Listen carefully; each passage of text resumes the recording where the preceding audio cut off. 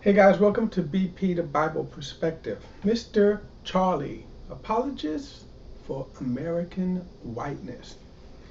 I want to continue unpacking his many lies and distortion, but before we do, please like and share this video and subscribe to BP the Bible Perspective. And as always, if you have a thought or comment, add it to the comment section below. All comments are welcome. We've been talking about Mr. Charlie Kirk. He is the founder and executive director of Turning Point USA, a ultra conservative student movement, but it goes a lot further. He is on the conservative platform. He has been of late, within the last year, doing a across America tour. Actually, it's called Saving America Tour. Now, what he means by Saving America, you kind of have to kind of look at this connection with Trump. When Trump says making America great again, saving America. So you ask the question, making America great again since when? And then you have to say, saving America from what? Now, in Charlie Kirk's mind, it is from liberalism or progressivism. And a part of the family of progressivism is the idea that America is racist, and what we think about races, or what is what is the truth about races. And this is why I say, and I deemed this title for him, he is the apostle for white America. He is the apostle, self-appointed, to white evangelicalism. So he's been doing this cross the nation tour, and he has been conducting these Saving America tours in churches, so evangelical churches. So we've been dissecting, it's like a 4.5 minute clip. I'm not going to play the entire clip tonight. I've been doing them in the other videos. You can go back on YouTube and Facebook, and you can look at those, the entire 4 clip uninterrupted. But this was held at the Calvary Chapel of Chino Hills, pastored by Jack Hibbs. And the reason why I'm using this is what caught my attention. And it caught my attention for two things. One, the clip itself is pretty standard for what he's peddling. What was a surprise to me at first was, of course, that this was at a Calvary Chapel, which I'm very familiar with. In fact, when I'm in LA, I attend the Calvary Chapel Church of Costa Mesa, founded by the late Chuck Smith. Now, I also come to know that the Calvary Chapel movement, which has grown since the 60s, the time that Chuck Smith started Calvary Chapel, there are some 1,400 affiliate churches today. And the vast majority of them are predominantly white, located in predominantly middle class to upper middle class white neighborhoods. And that's on purpose. So while it was disappointing that Jack Hibbs paid Charlie Kirk to come and conduct his meeting, it's not surprising that who Charlie Kirk is speaking to, his audience, would be white evangelical Christians who, of course, overwhelmingly voted for Trump. Okay? Now, in order to, what he's peddling, and the segment that we're unpacking is the lies and distortions that he is telling about the founding of America. Our opposition to racism, which basically he says there is no racism. We'll get back to that in a moment. But this segment, of course, specifically deals with how people deal with the how we look at history, or the history of America. And so we're going to deal with the lies now and the distortions. Now, I want to do a couple of recaps that we did that bring us up to speed.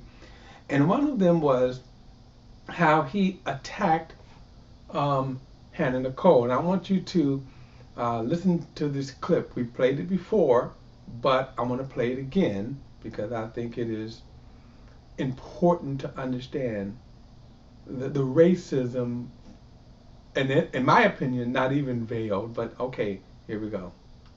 I give credit where credit is due. When complete rubbish gets spewed from the paper of record, I want to make sure I get it right, unlike them, because they don't get it right. So Nicole Hannah-Jones, she is on a pathological campaign to make sure your kids hate America. And so Nicole...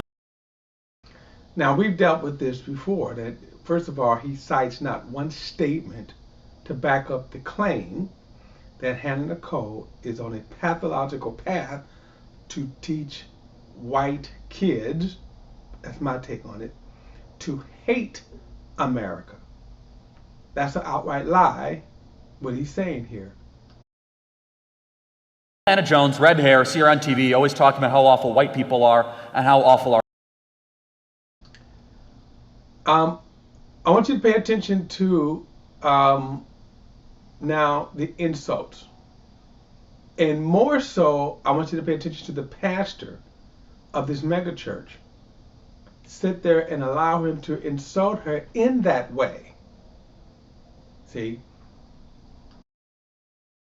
Country is she's a bitter racist. I actually call her racist because I think racism is hatred of anyone of any skin color at any time. I think it is sinful and hateful and awful, and it is a sin.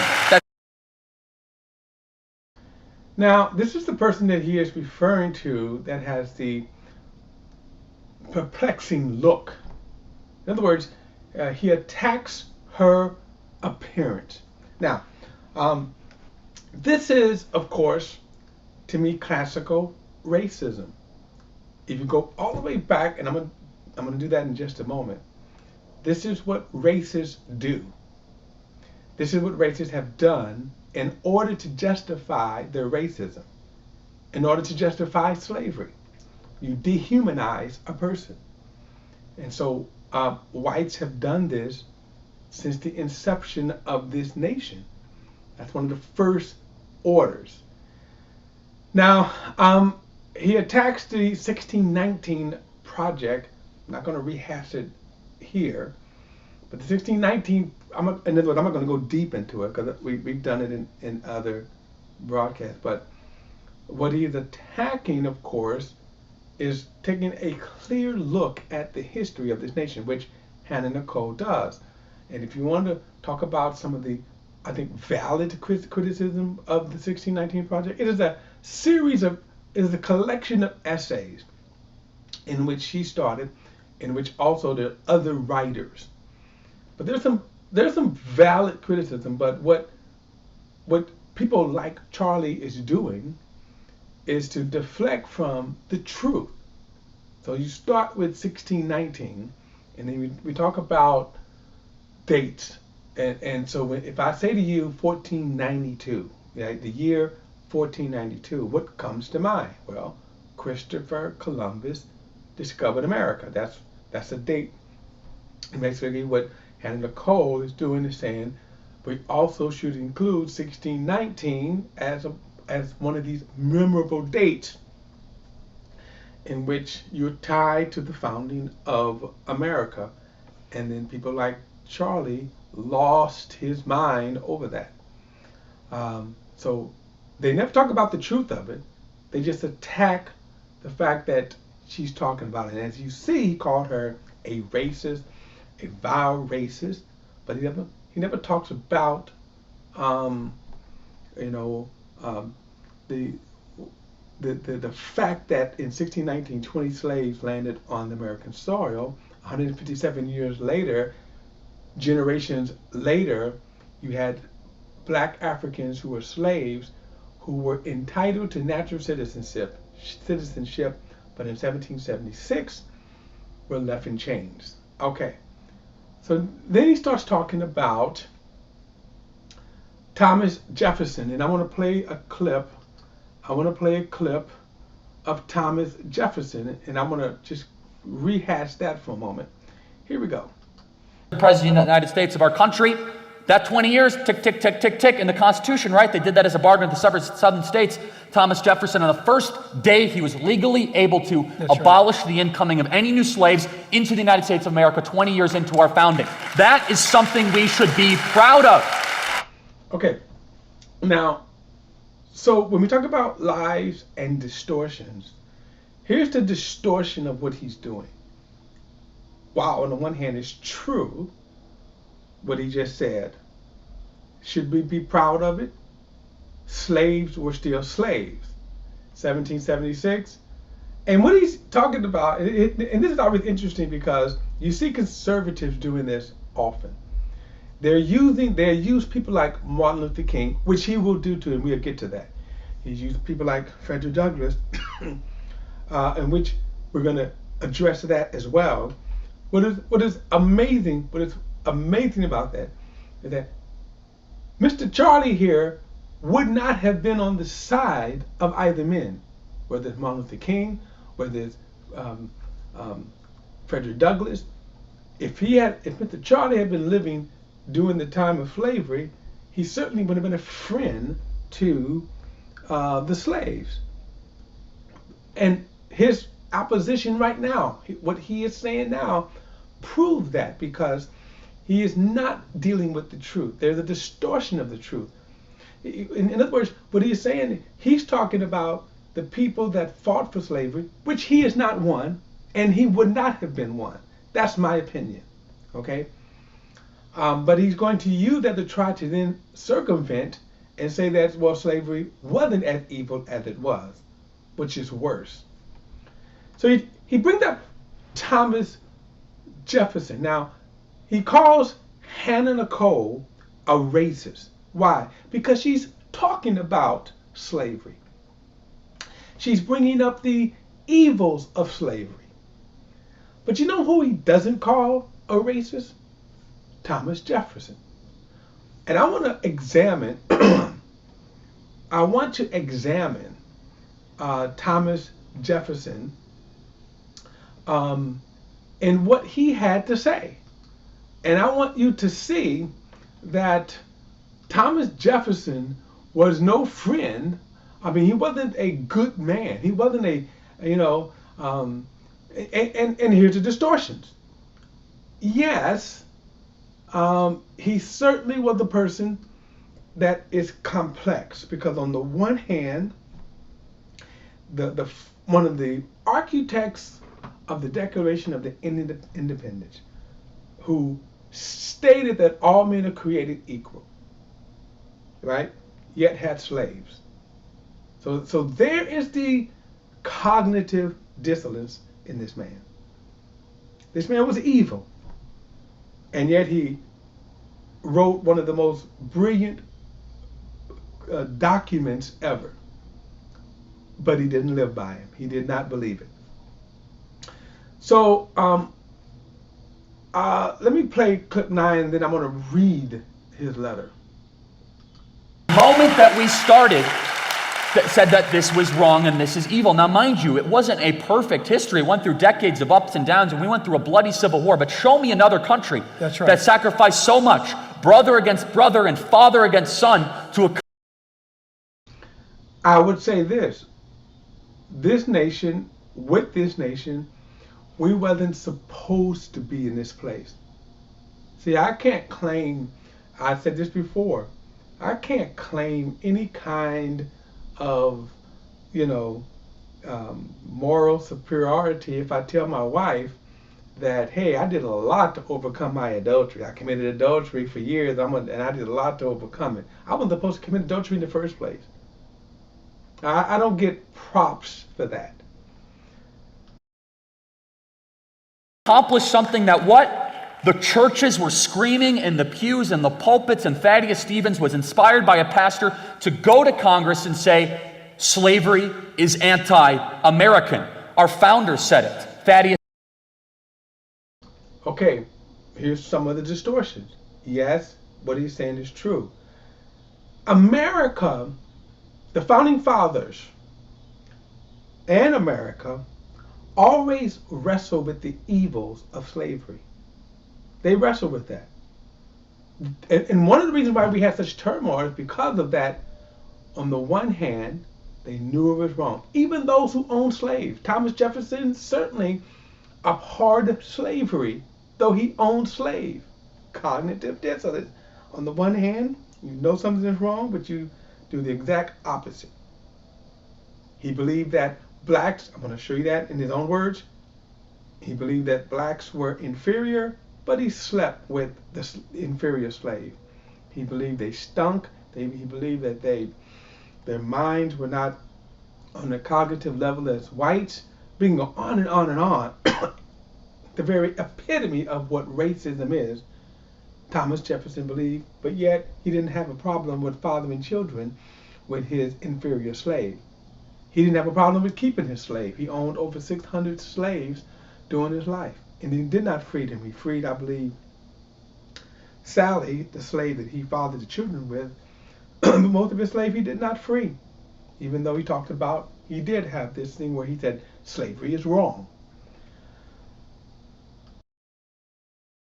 Stephen said it. We fought this bitter civil war, and Abraham Lincoln kept the republic together on this unionist idea that I think America's best day can be ahead of us. We're all men. All right, we'll come back to that. I want to read his letter. Okay. Now, one of the things about I don't know, it's kind of funny because if you go through and read different letters on Thomas Jefferson, and obviously there is a wealth of information here about Thomas Jefferson. Okay, I mean scores and scores and scores of writings. In some cases, you could read. I think it's Smith. I think it's one. I was reading something in the Smithsonian one on their website, and I think in at least one of their writings, they don't even mention Thomas Jefferson owning slaves. On the website of Montecito, which that is Thomas Jefferson's home, that was his mansion, his plantation. And if you go on and you read on their website page, they will acknowledge, and by the way, when you read some of the stuff, you understand how Charlie has framed his argument. So that when you read Monticello, when you read on their website, because you could buy tickets and go on tours and stuff. So one of the things that they have done over the years, they didn't do it at first, but over the years, they have come to acknowledge the fact that it was wrong for Thomas Jefferson to own slaves. However, they also say, but he fought tirelessly to end slavery, and that's half true. What he did was he fought to kind of abolish not his own personal slave, even though he abhorred slavery. It was like, yeah, slavery is wrong. It is against the nature of God. It is against Scripture. It is against even our own Constitution. And they were able to even, as Charlie said, stop the import and export of slavery. What they did not stop was, of course, having slaves themselves. And this is why in 1619, you start with 20 slaves, and then 150 years later, by the time you get to 1776, you've had generations of slaves born on this soil, so that just like the natural born slaves who were engrafted in 1776 as natural citizens, African slaves were denied their citizenship, which made America even worse than that, right?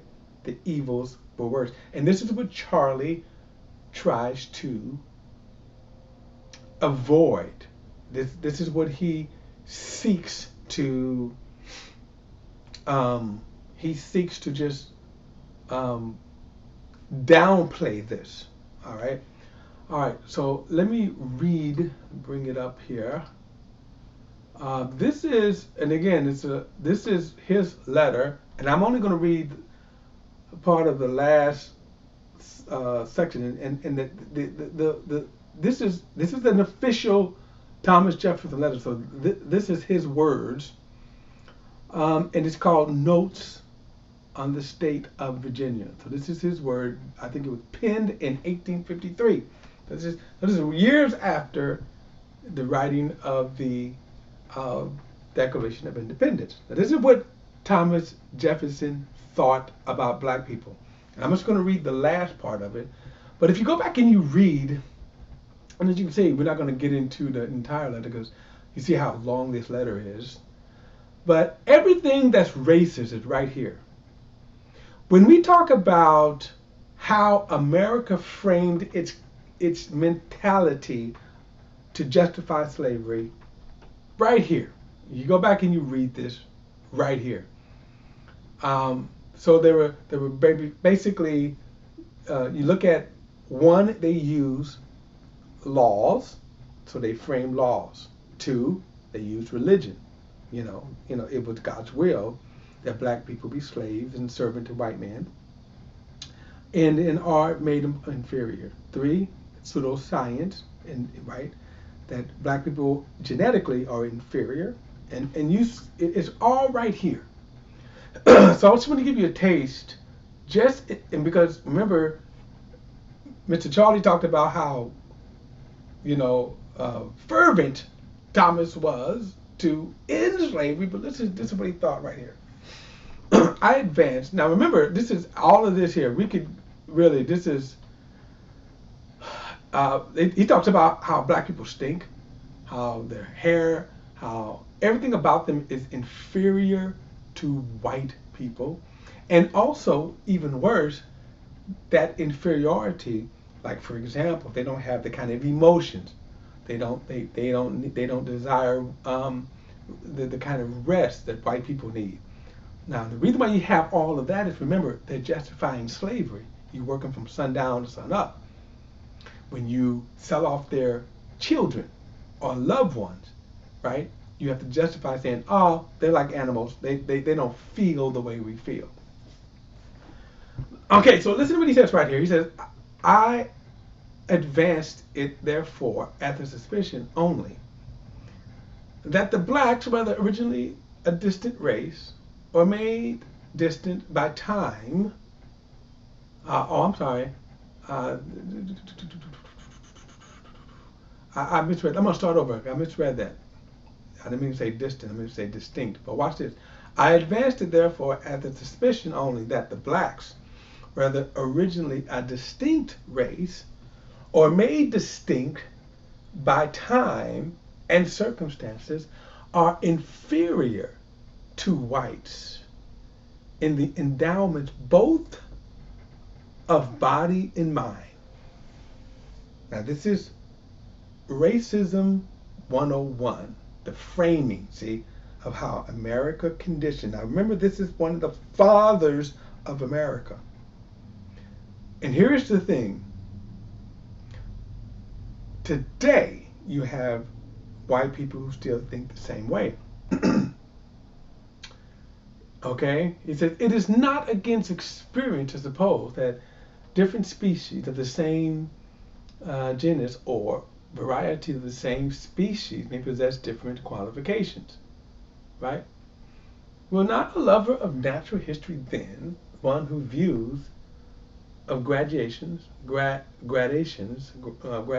in all the races of animals, with the eye of philosophy, excuse an effort to keep those in the departments of man as distinct as nature has formed them? Now, who is the nature he's talking about? Kind of interesting that he mentions nature here and not God, but he does believe that. In other words, through natural process, blacks are just distinct and inferior to whites, remember? He said, this unfortunate difference of color and perhaps of faculty is a powerful obstacle to the emancipation of these people. In other words, black people are too inferior to white people to be set free. And this is, remember Mr. Charlie? Remember how he said that that Thomas Jefferson fought for it? There was one side that he did, but this is his true feelings right here. Many of their advocates, while they wish to vindicate the liberty of human nature, are anxious also to preserve its dignity and beauty. Some of these, embarrassed by the question, what further is to be done with him, join themselves in opposition with those who articulate by sordid avarice only. Among the Romans, emancipation required but one effort: the slave, when made free, might mix with, without staining the blood of his master. But with us, a second is necessary, unknown to history. When freed, he is to be removed beyond the reach of mixture. Now, that is Thomas Jefferson. As I said, way much more could be to that letter in terms of how he thinks. So when Mr. Charlie says, oh, he fought free, let's let him say it in his own words again. The moment that we started, that said that this was wrong and this is evil. Now, mind you, it wasn't a perfect history. It went through decades of ups and downs, and we went through a bloody civil war. But show me another country that sacrificed so much, brother against brother and father against son, to accomplish something that the churches were screaming in the pews and the pulpits, and Thaddeus Stevens was inspired by a pastor to go to Congress and say, slavery is anti-American. Our founders said it. Thaddeus Stevens said it. We fought this bitter civil war, and Abraham Lincoln kept the republic together on this unionist idea that I think America's best day can be ahead of us. We're all... Okay. So again, the lies and distortion here.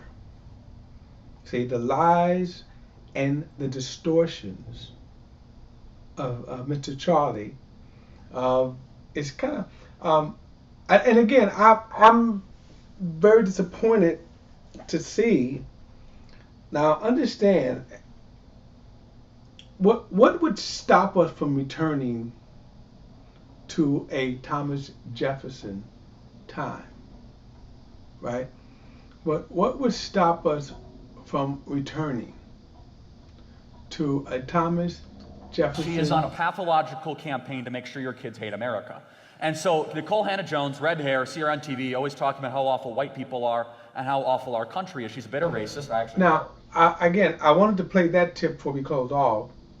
He calls her racist, right? He calls her racist, but he doesn't call Thomas Jefferson racist.